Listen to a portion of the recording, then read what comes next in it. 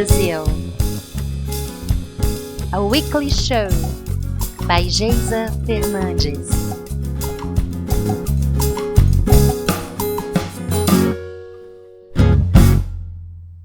Episode 12. Let's Get Wild. How Oscar Wilde's quotes can help indie artists. There are only two tragedies in life. One is not getting what one wants. The other is getting it. Can't help wondering how well this quote from Oscar Wilde describes the life of an indie artist. The weekend is as good as off, and all I've been doing was working. Editing pictures, posting pictures, editing videos, uploading videos, then posting about those videos I've just uploaded. Reading emails, writing emails, sometimes even replying to emails. And last but not least, trying to book some gigs.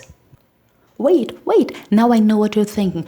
Poor girl, doing all this effort for nothing.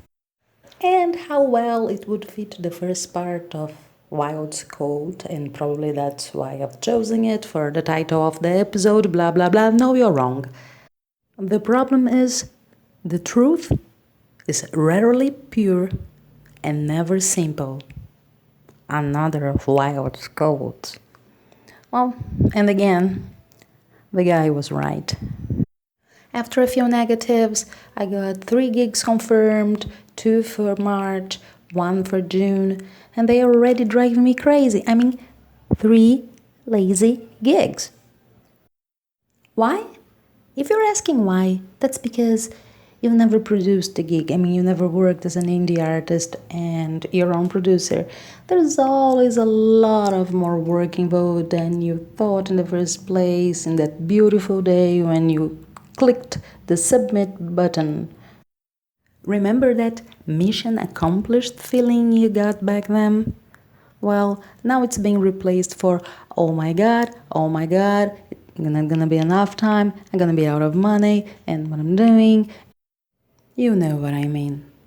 Well, while trying to calm yourself down and saying everything's gonna be alright, even if it doesn't pay itself, sometimes the investment is worthwhile depending on the gig, you still have to be crazy enough to go on searching for other gigs that will give you the same amount of trouble and worry.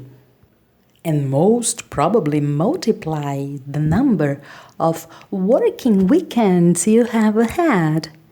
And the year is just 3 weeks old. Quite promising, don't you think? Before you think I'm trying to walk you out, the Indie Artist Club, ask yourself if you have a good answer to this question. Is it, after all, worth it or not? If the answer is yes, no doubt you are an indie artist, and you might find the following story useful. I once worked as a secretary in Germany. Nothing remotely related to music. Very well paid indeed. I never had to take work home, and every single minute of extra work could be taken as spare time, which minute by minute would go for extra free day or a large weekend. So during some period of my life, the word weekend really made sense. Know what? Never felt so miserable in my life. I could feel it was a kind of bad idea to apply for that job from day one. And here again, let's remember Mr. Wilde's quote about getting what one wants. The feeling of, oh my god, what am I doing here, grew stronger as I realized that the secretaries would greet themselves every Monday by saying, more 5 days. And then guess what they said on Tuesdays? More 4 days. Yes, that's right.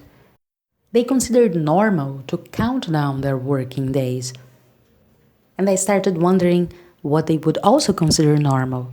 Counting down the weeks till a brief moment of joy during vacation, then counting down the working years, then counting down the years at home, grabbing about their years lost, doing something that they didn't want, and of course complaining because their nice house with a garden and a pool is now finally paid, but it feels kind of too big, you know. Now that I got your attention, let's see what we can do to find a balance between sticking to your dreams and not making a sacrifice out of them. Well, my golden rule would be every time that the burden seems too heavy for you to carry, try to find out what motivated you to dig that gig in the first place. Why did you click the submit button after all? Impulse might come to your mind. Okay, it's valid. But I'm pretty sure that impulse also came along with other feelings like, wow, the place is cool, or the audience seems to be pretty like mine. Try to find out the reason and then check it out after your first gig. Doesn't matter if it has been a huge success or just a normal one. Well, was it a wise choice or not? And what can I do to make a better choice next time? If you try to exercise this filter, then probably your choices are gonna be much smarter ones. And the chances of getting positive replies increase a lot, believe me. And by doing, you also learn the ropes, making the next gig a little bit easier to produce. This was supposed to be a light talk, and I gave you already a lot to think. So for now, thank you very, very much for staying with me so far. And let's go tango for the final treat. Por una cabeza, the classic from Gardel and Lepera. Why tango?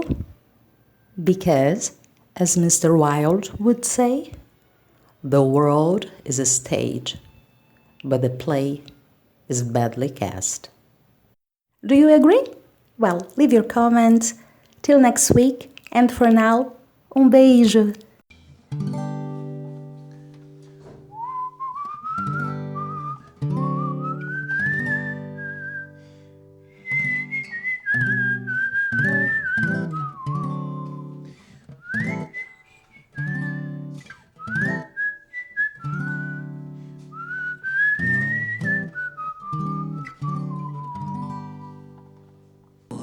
Una cabeza de un noble potrillo que justo en la raya afloja al llegar y que a regresar parece decirme: no olvides, hermano, vos sabés, no hay que jugar.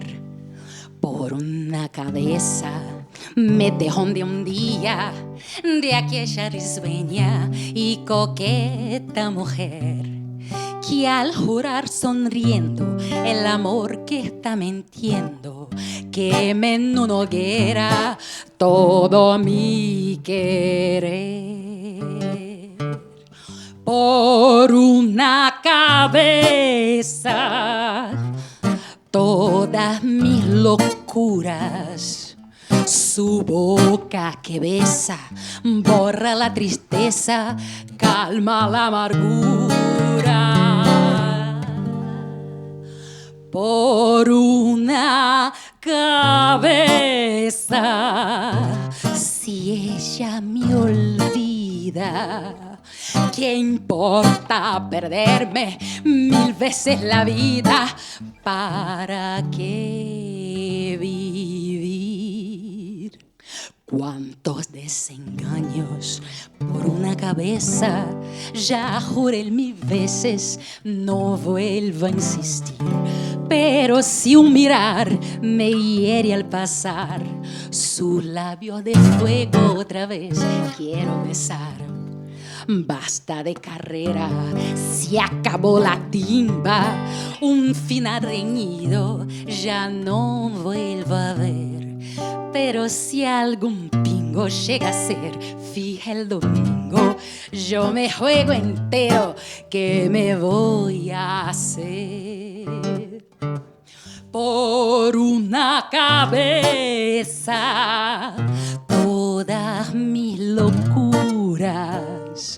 Su boca que besa borra la tristeza, calma la amargura.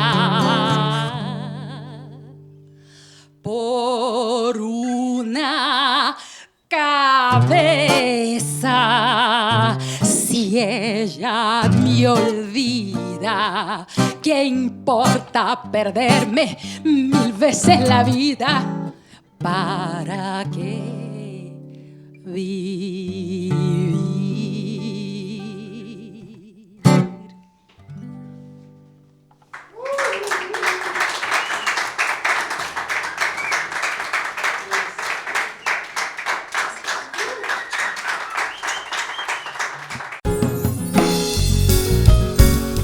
How to be Indie in Brazil. A weekly show by Geisa Fernandes.